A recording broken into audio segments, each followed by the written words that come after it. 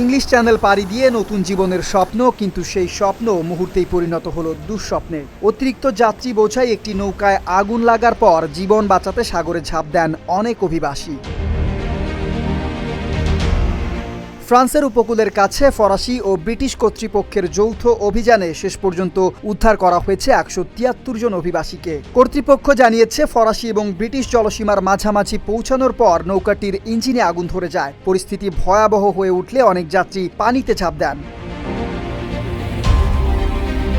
প্রথমে কয়েকজনকে উদ্ধার করে নিরাপদে নেওয়া হলেও নৌকায় থাকা অন্যরা শুরুতে উদ্ধারকারীদের সহায়তা নিতে রাজি হননি।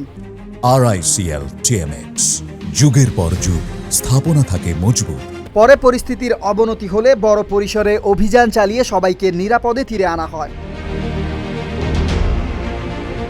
উদ্ধার হওয়া ব্যক্তিদের মধ্যে নারী এবং শিশুও ছিল। তাদের অনেককে ফ্রান্সের কালে শহরে নেওয়া হলেও জরুরি আবাসনের ব্যবস্থা না থাকায় নতুন করে উদ্বেগ তৈরি হয়েছে।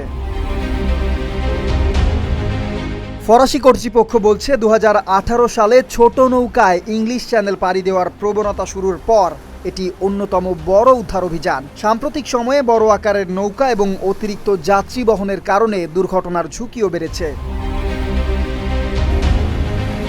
এদিকে ব্রিটিশ বিচারমন্ত্রী অ্যালেক্স নরিক্স বলেছেন, এই ঘটনায় আবারও প্রমাণ করেছে মানব পাচারকারীদের কাছে মানুষের জীবনের চেয়েও অর্থই বেশি গুরুত্বপূর্ণ।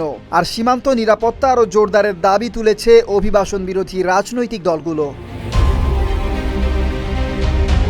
Desk report, Dhaka post.